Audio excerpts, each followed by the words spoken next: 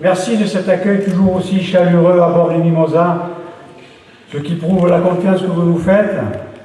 Et nous sommes vraiment très fiers d'être à votre service. Alors je voudrais avant toute chose remercier les services des espaces verts de la ville de bord des Mimosas et des services techniques, et aussi Olivier, c'est chose rare que je fais. Je te remercie Olivier du travail que tu as accompli pour cette très belle soirée qui s'annonce magnifique et surtout grâce à vous.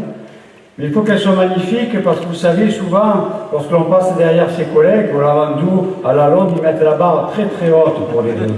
Et il faut toujours avoir un niveau de plus pour pouvoir les battre. Donc ce soir, nous avons encore mis la barre encore plus haute. Et ça, grâce à vous.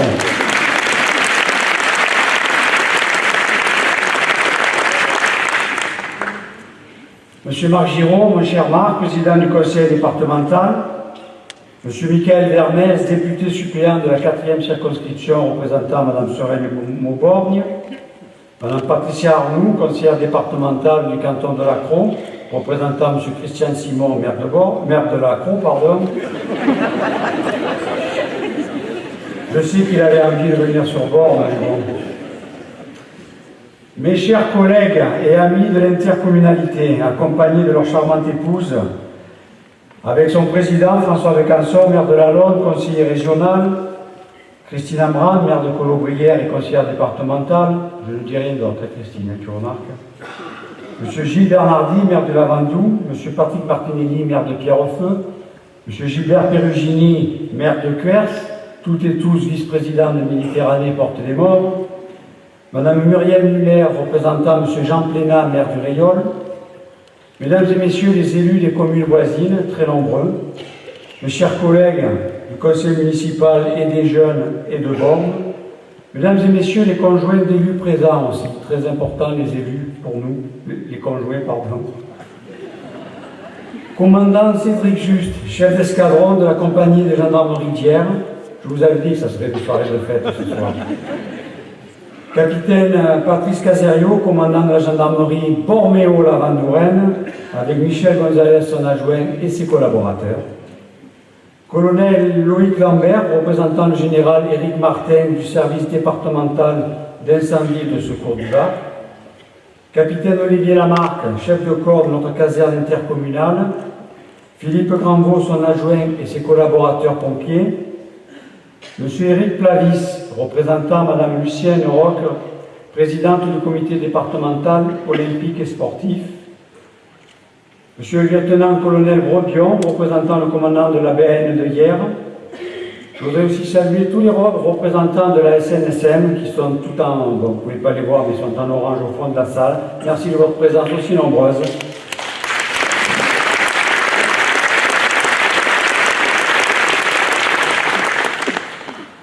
Monsieur Marc Duncombe, directeur du parc national de Porquerolles.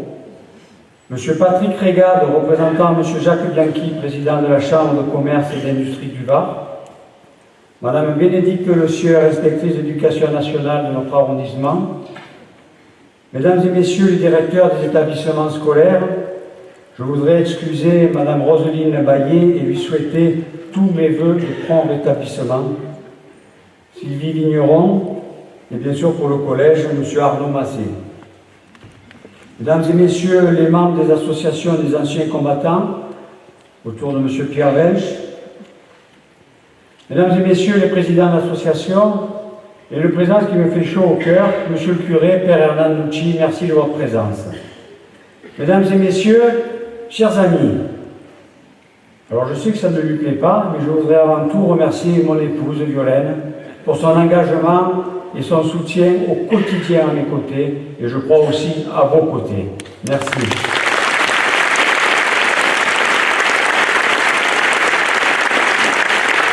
Vous savez, sans nos conjoints, je crois que nous ne sommes pas grand-chose.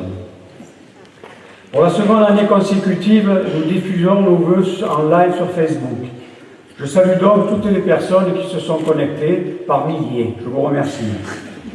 Je profite de l'occasion pour embrasser mes enfants, Cédric et Guillaume, ainsi que leurs conjoints, Tiffaine et Tom, et le tout petit dernier, Hugo, qui doivent, enfin je l'espère, regarder leur père et beau-père.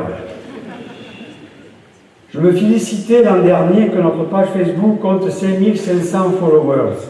Vous avez vu le progrès que j'ai fait en anglais?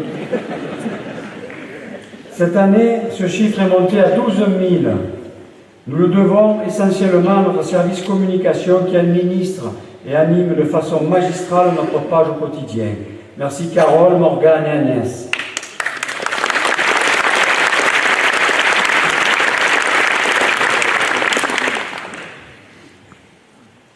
Nous sommes encore très nombreux ce soir et j'en suis très fier. Cette cérémonie des vœux est un rendez-vous important dans la vie de notre cité.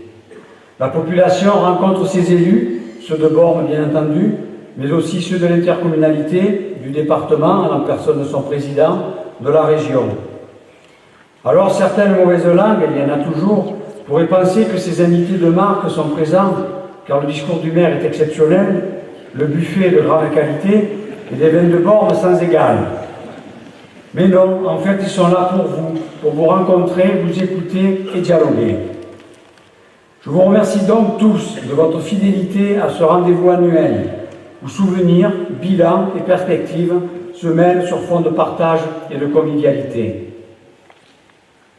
Au nom de l'ensemble du conseil municipal de Bormes et Mimosas, je vous souhaite une très belle année 2018, faite de grands bonheurs, mais aussi de toutes les petites joies du quotidien, qu'elles vous soient douces. Je voudrais aussi avoir une pensée particulière pour les Borméennes et les Borméens dans la peine et la souffrance, mais aussi pour ceux vous ayant quittés en 2017. Permettez-moi d'en citer quelques-uns. Tout d'abord, mon ami Henri Chartier, adjoint au maire à mes côtés de 1995 à 2008, et dont l'engagement bénévole dans le milieu associatif a été constant pendant des décennies. Son départ a laissé un grand vide. Puis André Lolo, architecte incontournable de notre commune, à qui nous devons entre autres l'aménagement de l'arrière-plage de la Fadière et l'amphithéâtre de l'Estélan. Et malheureusement, le jeune Thibaut Aliotte, qui est parti des suites d'une longue maladie, alors qu'il n'avait pas 15 ans. Sa joie et sa volonté de vivre, la force et le courage dont il a fait preuve ont été présents jusqu'au bout, alors même qu'il se savait condamné. C'est un exemple pour nous tous. Son départ nous a bouleversés. Merci à sa maman Angélique d'être parmi nous ce soir.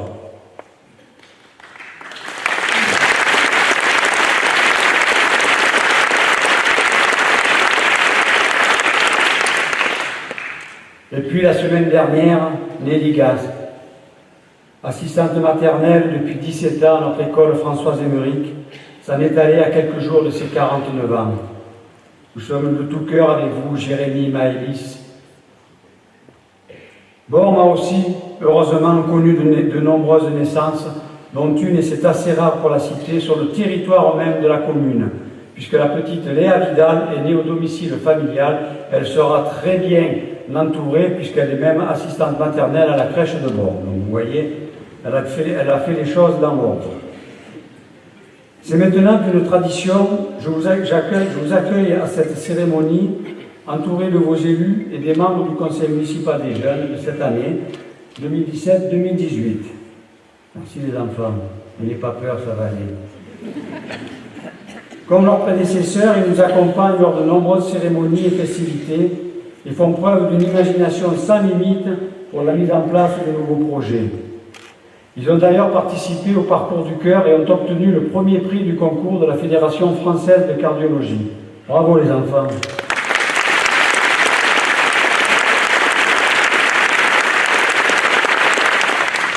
Merci aussi à Yves Thomas, notre maître de cérémonie patriotique, d'avoir pu emmener les membres de ce CMJ visiter le porte-avions Charles de Gaulle.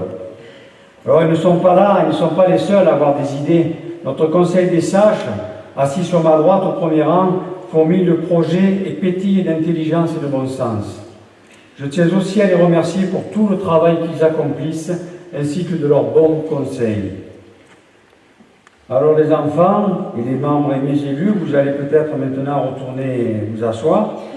Alors pendant que vous vous asseyez, je vais vous dire une chose aussi, c'est que je ne résiste pas au plaisir de dire encore une fois mon bonheur de voir cette jeunesse s'investir, d'admirer croyez-moi, sa soif de démocratie, son intérêt pour nos institutions, ce qui préfigure d'un avenir que nous souhaitons radieux. Je peux vous dire que l'avenir est assuré, mais pas tout de suite. Je suis fier d'être le maire de Bormes-les-Mimosas. Je suis fier d'être votre maire. Nous avons connu du 25 au 27 juillet dernier un incendie d'une rare violence qui a ravagé la partie sud de la commune. Le feu est arrivé telle une vague avec des flammes de plus de 20 mètres de haut. 1500 hectares partis en fumée, 2 habitations et une entreprise détruites, ainsi que les ruches d'un apiculteur. Des maisons partiellement atteintes, quelques mobil-homes appentis aux caravanes brûlées. Des domaines viticoles touchés, la faune et la flore calcinées, plus de 12 000 personnes évacuées. La réaction collective des Borméennes et des Borméens a été exceptionnelle.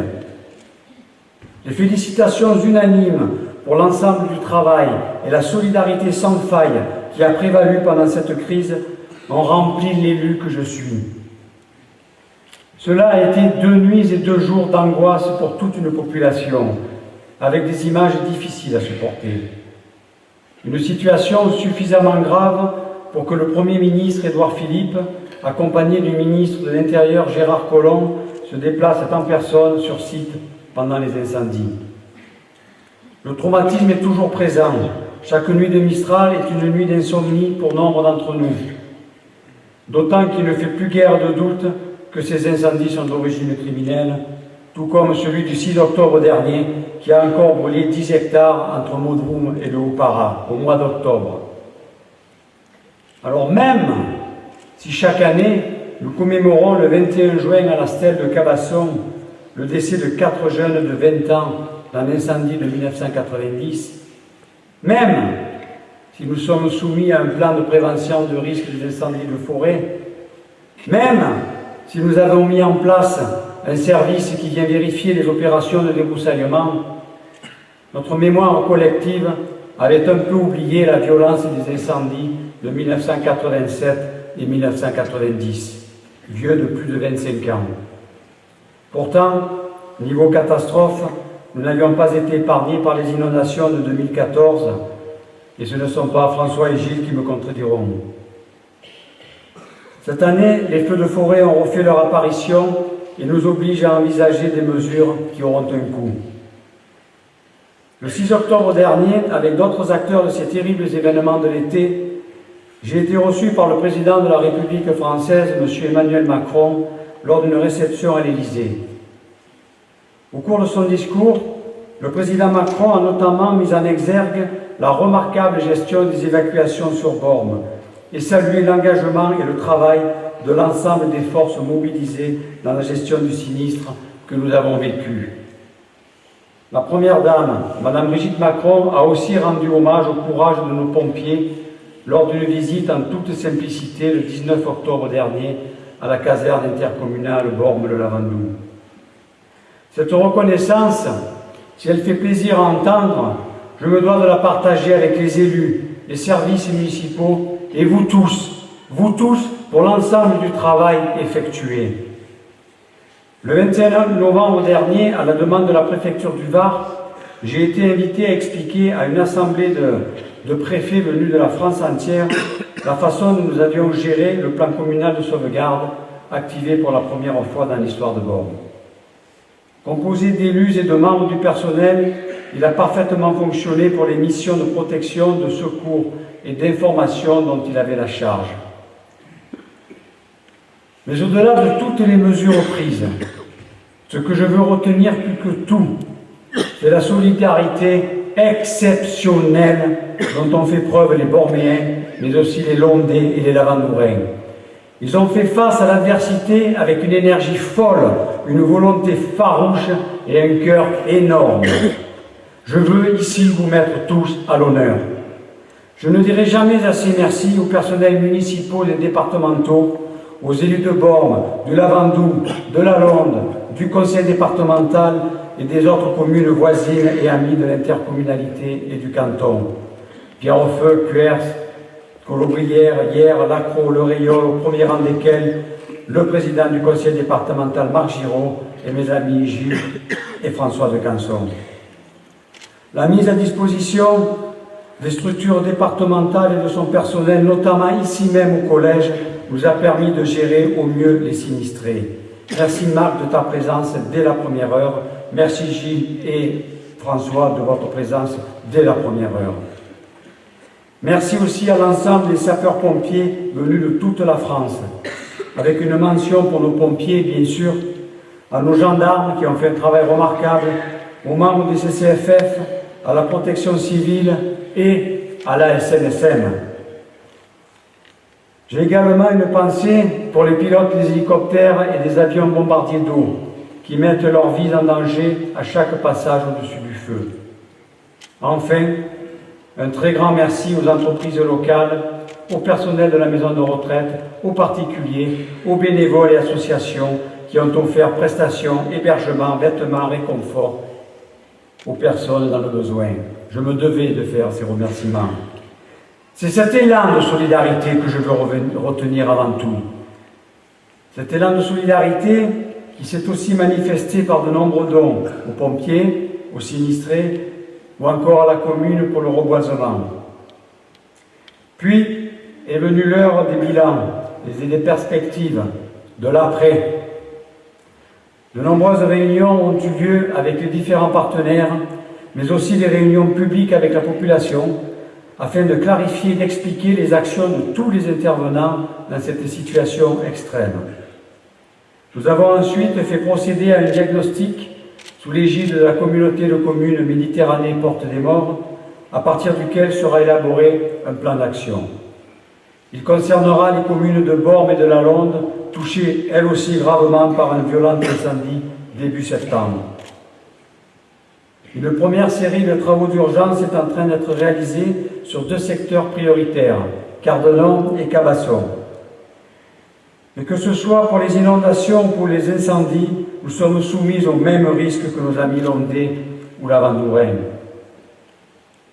Vivre les mêmes événements nous rend encore plus solidaires. Ces épreuves partagées, cette solidarité sans faille, nous soudent au-delà de simples regroupements administratifs. Elles nous rendent plus forts. Elles portent au plus haut les valeurs humaines auxquelles nous sommes profondément attachés. Elles créent entre nous des liens indéfectibles. L'ensemble des élus locaux ont demandé aux plus hautes autorités un accroissement des moyens aériens de lutte contre les incendies, notamment l'augmentation de la flotte des Canadair. Pour terminer, 1500 hectares des 9300 que compte la commune ont été brûlés. Mais rassurez-nous, rassurez-vous, l'ensemble des sites touristiques a été préservé. Bormes est toujours aussi belle. Elle possède une population extraordinaire qui, plusieurs fois exposée aux caprices de la nature, a toujours su se montrer digne, solidaire et résolument tournée vers l'avenir. Vous pouvez vous applaudir.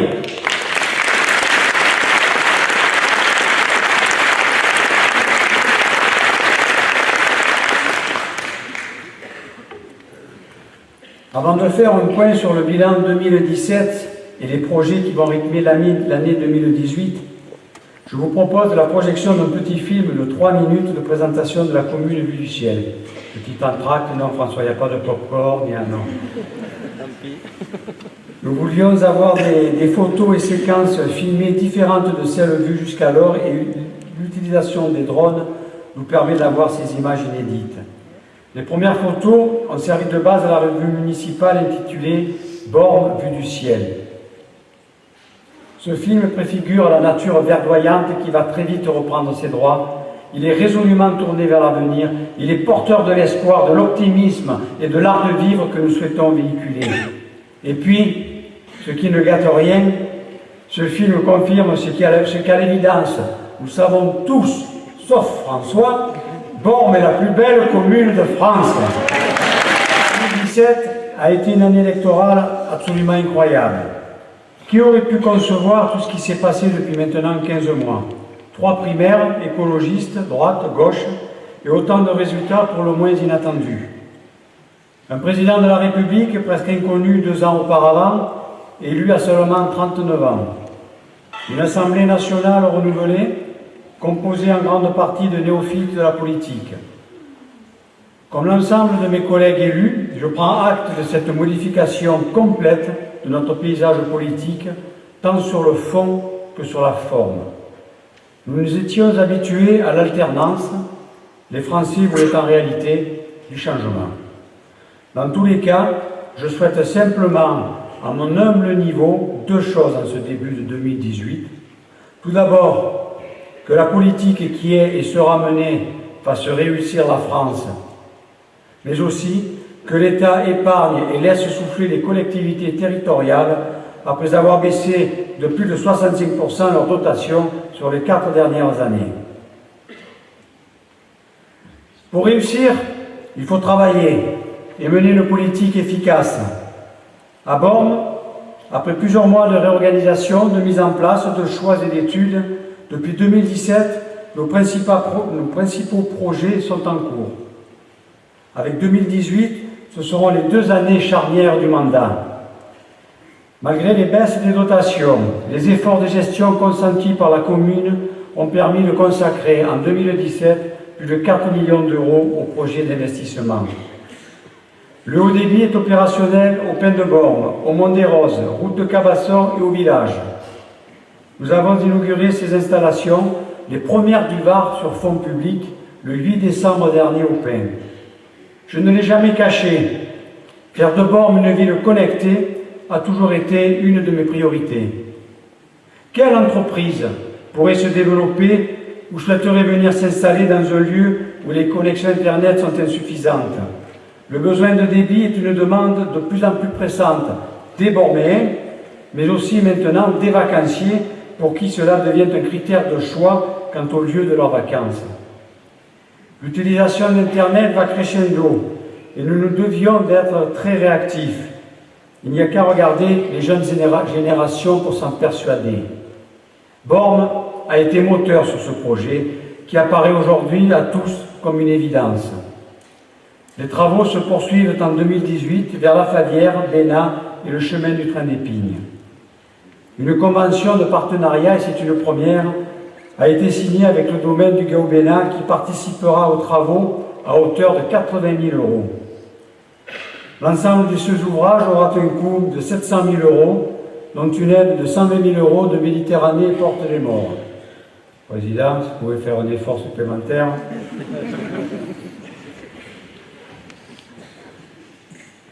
Puisque l'on explore ce qui ne se voit pas, nous avons continué l'enfouissement du réseau d'assainissement vers la verrerie. Toute la partie en gravitaire est maintenant terminée. Une partie des usagers va pouvoir s'y raccorder. Pour les autres, il nous faudra construire la station de relevage, mais sûrement pas avant 2019. Pour ce projet, la collectivité a investi à ce jour plus de 800 000 euros sur 3 exercices. Cela faisait plus de 25 ans que cet aménagement était demandé. Alors, pour les Vraillecheux, c'est sûr, faire des tranchées et enfouir des réseaux, cela se voit peu. Ça n'éblouit pas, ce n'est pas de la poudre aux yeux, ni du clinquant, et pourtant, c'est indispensable à notre quotidien et à notre qualité de vie. Et si, à la fin du mandat, les Borméennes et les Borméens ont vu leur qualité de vie s'améliorer, avec mon équipe, nous aurons rempli notre contrat. Notre premier projet intercommunal est sorti de terre. Les terrassements et le gros œuvre de la maison funéraire sont terminés. Les délais sont tenus et la livraison du bâtiment devrait avoir lieu en avril prochain. Je remercie encore Gilles Bernardi et ses élus de nous avoir suivis sur ce projet qui me tenait à cœur. Nous nous devions de mettre une telle infrastructure à disposition de nos familles dans le deuil. Le coût de cet équipement est de l'ordre de 700 000 euros, payé par moitié par Bormes, moitié par le Lavandou, sans compter les subventions du conseil départemental, qui, je le rappelle, nous avait fait pratiquement don du terrain, puisqu'il nous l'avait vendu à prix coûtant par rapport au prix du foncier à Bormes et Mimosas. C'était le véritable cadeau. Donc il faut aussi en tenir compte sur cet équipement. Sans cet effort-là, nous aurions eu beaucoup plus de mal à le réaliser.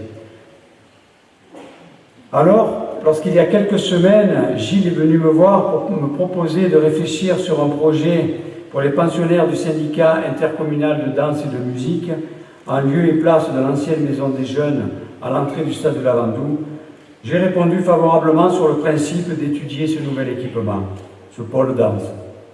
Il faut dire que les locaux occupés actuellement par le SIDAMS sont très vétustes et ne reflètent pas la qualité de l'enseignement qui y est délivré. Ils méritent d'autres conditions de travail. Toutefois, dans la mesure où nous n'avions pas prévu cet investissement, nous serons attentifs sur notre capacité à pouvoir le financer en partie. Mais nous y serons vraiment très attentifs, nous serons derrière toi, Gilles.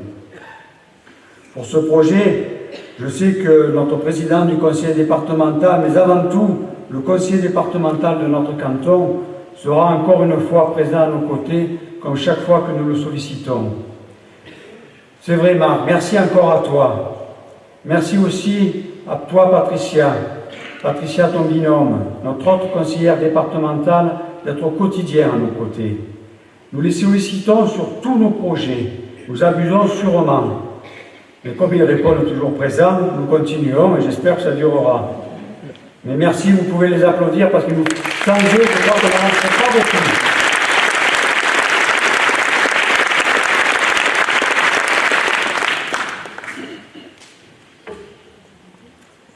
D'ailleurs, en 2017, personne n'a oublié les travaux du fameux pont du Bataillé, route de Ménard, ouvrage attendu depuis des décennies qui a vu le jour en 2 ans, mais j'y reviendrai. Les jardins familiaux vivent bien et répondent parfaitement à notre attente. Ils sont devenus un véritable lieu de vie, d'échange et de rencontre pour 70 familles borméennes. Ça plante, ça pousse, ça cultive, ça arrose, parfois pas que les plantes.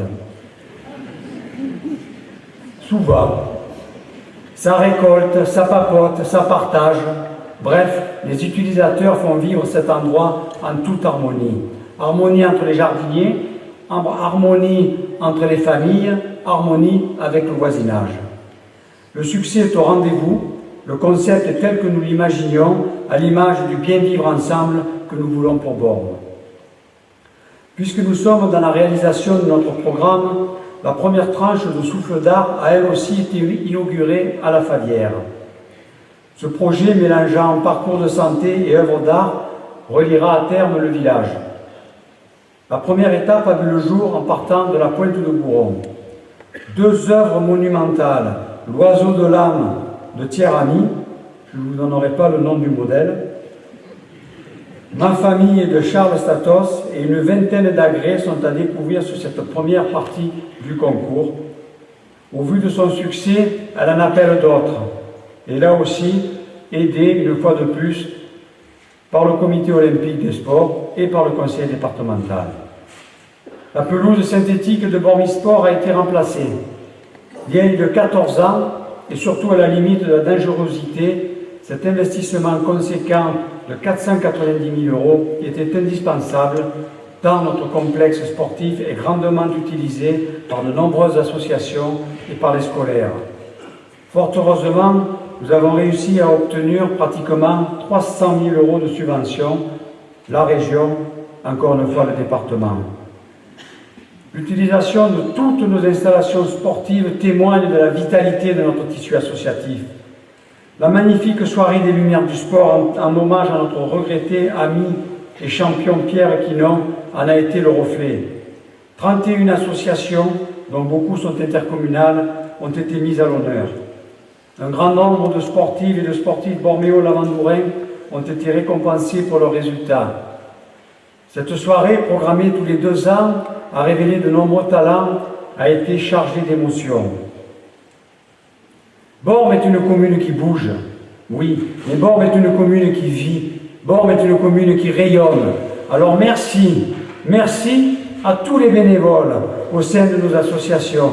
Merci de votre patience, de votre engagement et de votre dévouement au quotidien. Pour en revenir aux travaux, nous avons terminé la mise aux normes de l'hôtel de ville avec un ascenseur pour les personnes à mobilité réduite. La nouvelle salle du conseil municipal high-tech ce qui a libéré la salle des mariages, elle-même réhabilitée. Maintenant, tout le monde va pouvoir venir se marier avec beaucoup plus de plaisir à bord. Cette mise aux normes des bâtiments communaux se poursuit, notamment pour améliorer les conditions de sécurité, principalement dans ceux accueillant des enfants. Mais aussi en quelques chiffres.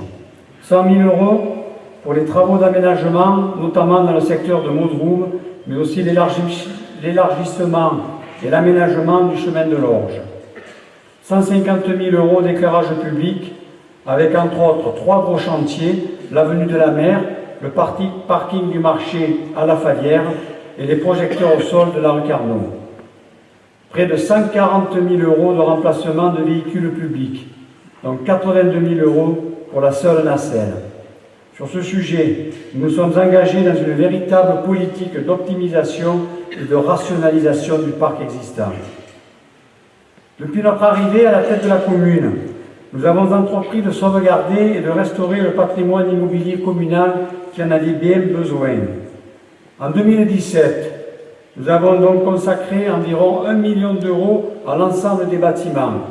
Alors 1 million d'euros, ça peut paraître énorme, nous y sommes très nombreux, jugez plutôt. Au village, l'ensemble composant la mairie, la salle des fêtes, la maison des associations Henri Chartier, la maison Jacob ou encore le musée. Au pain, le CCAS, qui sera doté cette année de toilettes personnes à mobilité réduite et de douches, les tennis, l'école maternelle, dans la plaine, le complexe sportif avec ses 2 stades, la salle polyvalente, l'école primaire, à la Falière, l'école de voile, la salle Robert Ferrero ou encore la maison de Cabasson, sans compter les ateliers municipaux. Croyez-moi, il y a de quoi faire et ce n'est jamais fini. À cela, nous devons ajouter les 37 000 € que nous avons octroyés à l'association Tremplin pour la remise en état de la chapelle Notre-Dame de Constance dans le cadre de notre politique de rénovation du patrimoine historique communal. Cette association favorise l'insertion sociale et professionnelle de jeunes Varois en difficulté. 680 000 € ont été dépensés afin de réaliser divers travaux de voirie ou d'infrastructure. Les trottoirs du chemin du train d'Épines, les plateaux traversants pour personnes à mobilité réduite au boulevard du Levant, mais aussi l'avenue Mabili à Cabasson, avec en plus 100 000 € sur le budget de l'eau potable. Les travaux pour la prévention des inondations ont aussi continué. À ce sujet, vous avez dû le voir et le lire, je suis très heureux de vous annoncer que notre PAPI intercommunal, entendez par là Programme d'action de prévention des inondations, a été accepté le 14 décembre dernier pour les bassins versants des communes de Lalonde, Bormes et du Lavandou. Après avoir reçu un avis favorable du comité d'agrément à l'agence de l'eau à Lyon, en octobre dernier, François de Canson a pu présenter le dossier de la communauté de communes devant la commission inondation au ministère de l'écologie à Paris. Le PAPI est aujourd'hui labellisé. Cette étape décisive est l'aboutissement d'un travail intense depuis 3 ans et nous permettra d'obtenir plus de 70% de subventions sur les 26 millions de travaux prévus sur 6 ans pour les villes du Lavandou, de Lalonde et de Bormes. C'est une excellente nouvelle pour nos communes engagées plus que jamais à lutter contre les inondations. Le CIPI, notre syndicat intercommunal de prévention des inondations, présidé par Gilles Bernardi, a donc, par voie de conséquence, été dissous au 31 décembre 2017. Je n'oublie pas toutes les avancées que ce syndicat nous a permis de faire en matière de prévention des inondations. Sous la houlette de Gilles, nous l'avions dynamisé en 2014. Nous avons réalisé de nombreux travaux et trouvé en Marc Giraud un partenaire à l'écoute et surtout décidé à réaliser ce qu'il nous avait promis. En 2015, Marc nous promettait l'élargissement du pont du Bataillé.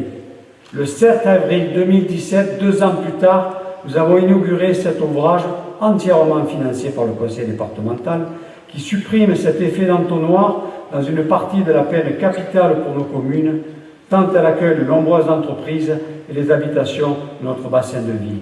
Encore une fois, je crois qu'on peut applaudir le conseil départemental et son président.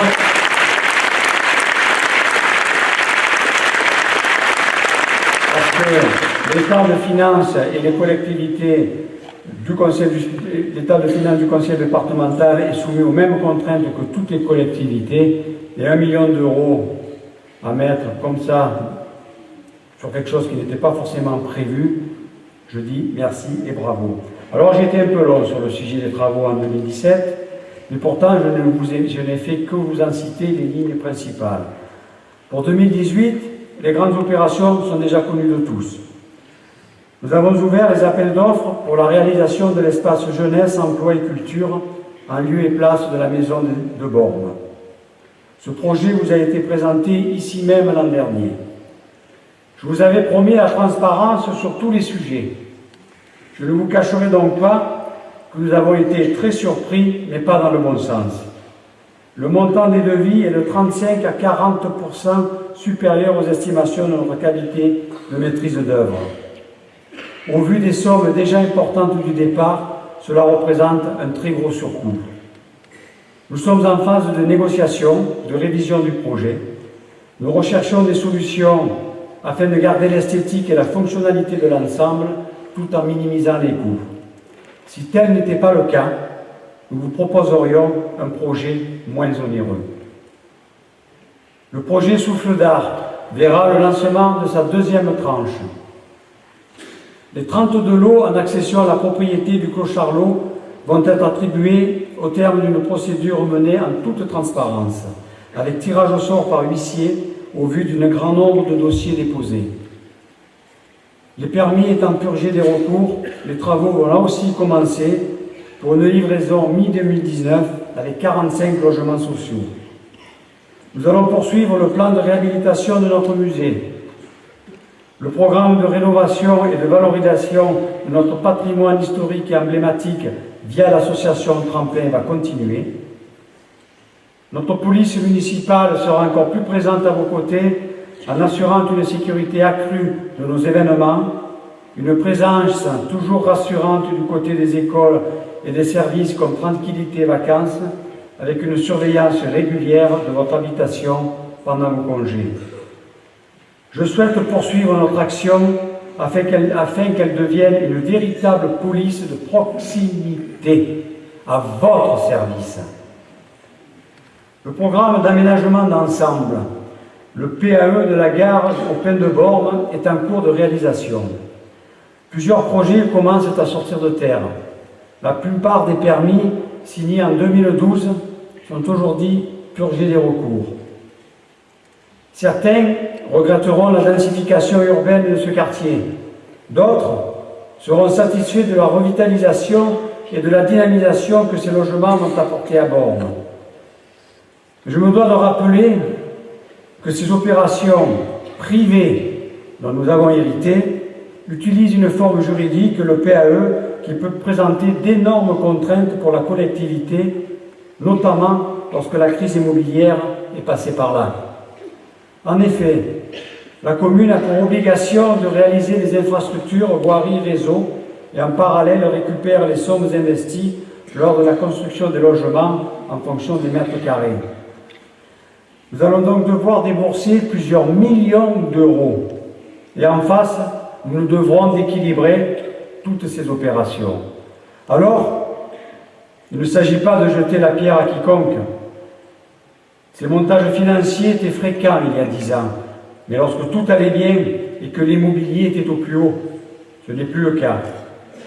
Ce l'est d'autant moins que les programmes immobiliers sur notre bassin de vie se sont multipliés et que de très nombreux appartements vont arriver sur le marché en même temps.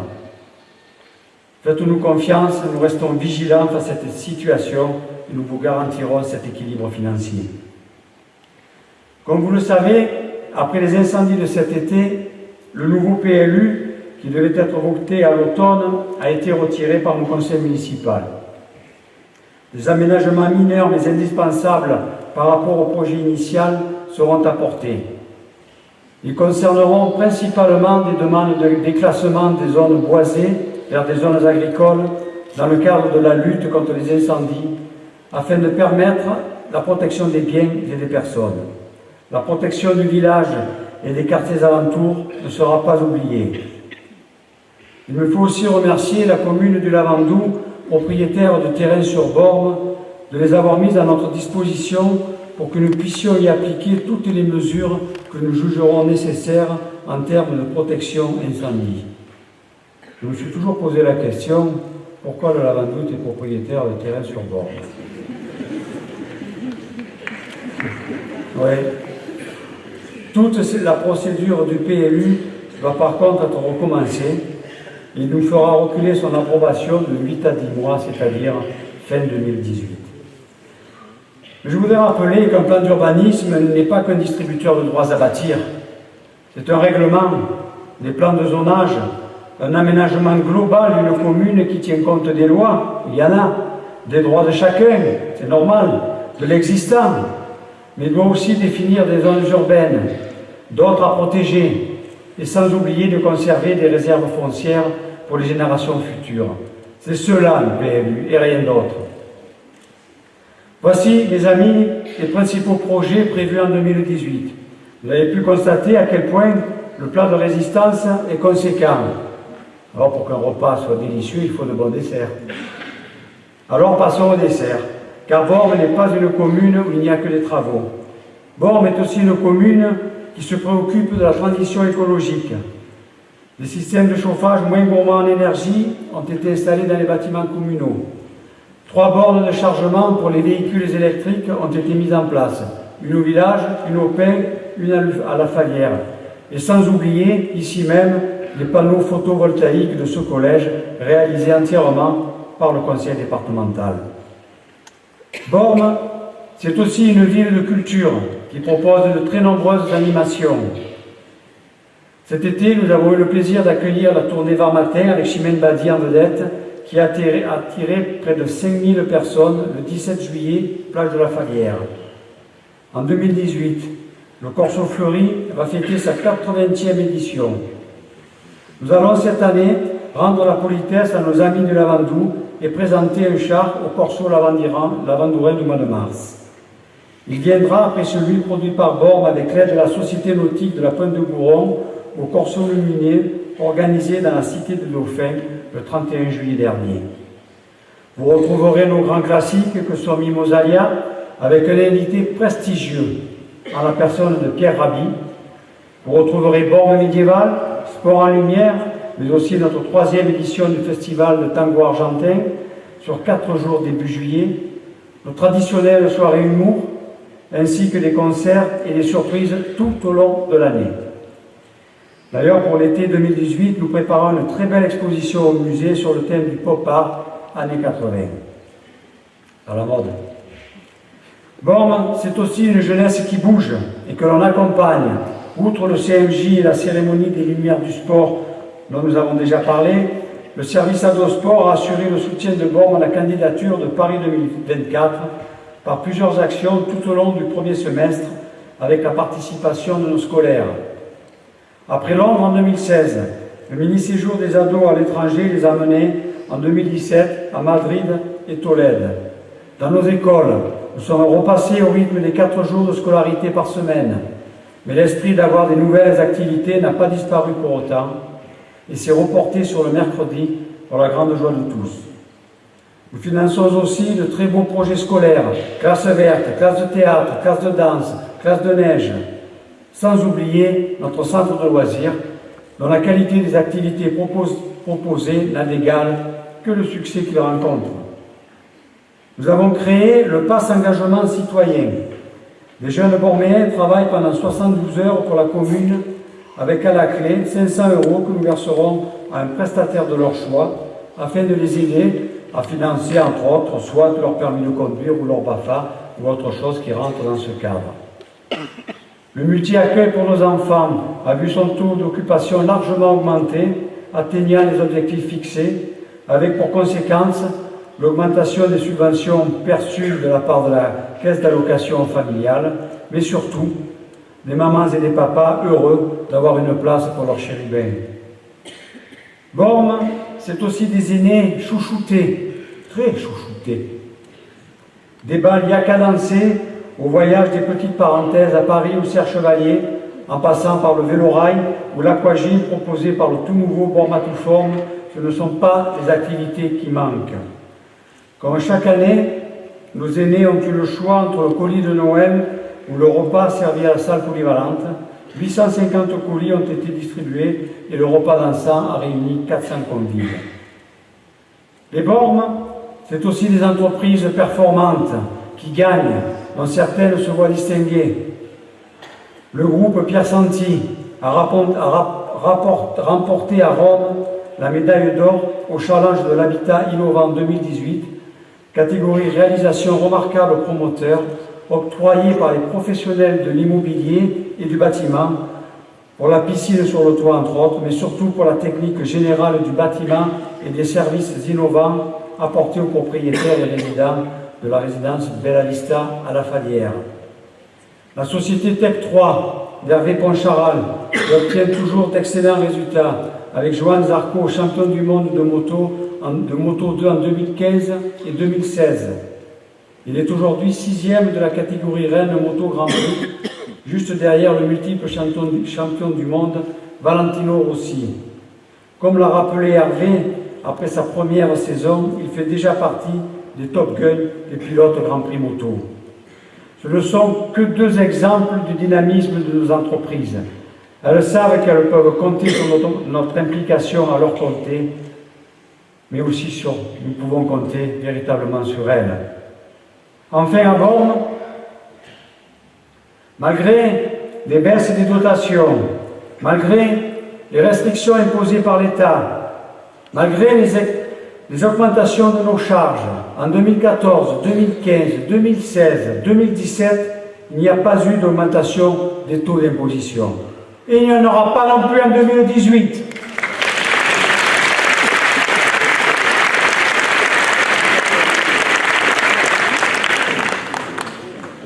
Ça vous plaît, hein? Et il n'y en aura pas jusqu'en 2020.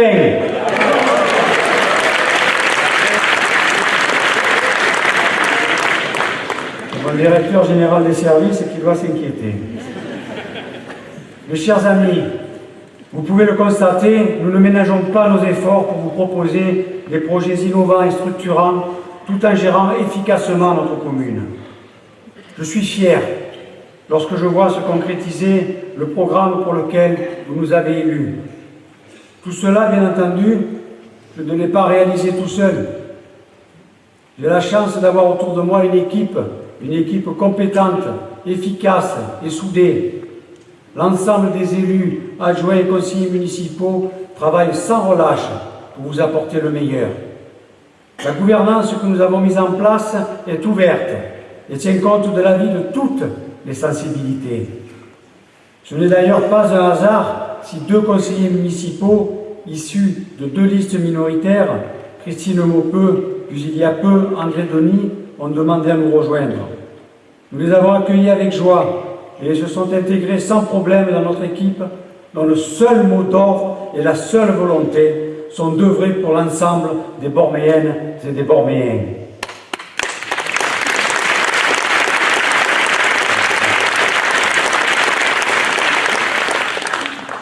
Nous pouvons aussi compter sur le dévouement de l'ensemble de notre personnel communal, que je remercie de nous suivre dans notre désir de faire avancer notre ville.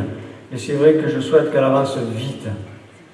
Au bout de presque 4 ans de mandat, ça passe vite, ce dont nous sommes le plus fiers, c'est d'être à vos côtés, à votre écoute au quotidien, de vous aider à résoudre les petits problèmes de la vie courante, de favoriser ce bien-vivre ensemble qui caractérise notre commune, d'avoir réussi à recréer un climat de confiance réciproque et d'échange en multipliant les rendez-vous, les réunions et les rencontres avec vous. Je suis fier et heureux que nous vivions dans une commune en paix, où il n'y a pas de clans, de querelles de clochers, de guerres médiatiques, ou larvées permanentes qui pourrissent la vie de tant d'autres collectivités.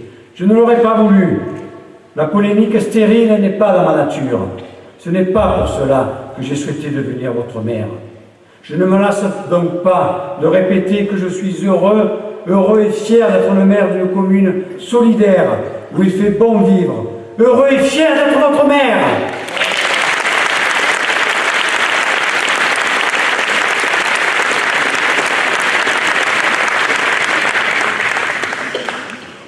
Au nom du conseil municipal Je vous renouvelle mes meilleurs vœux pour l'année 2018.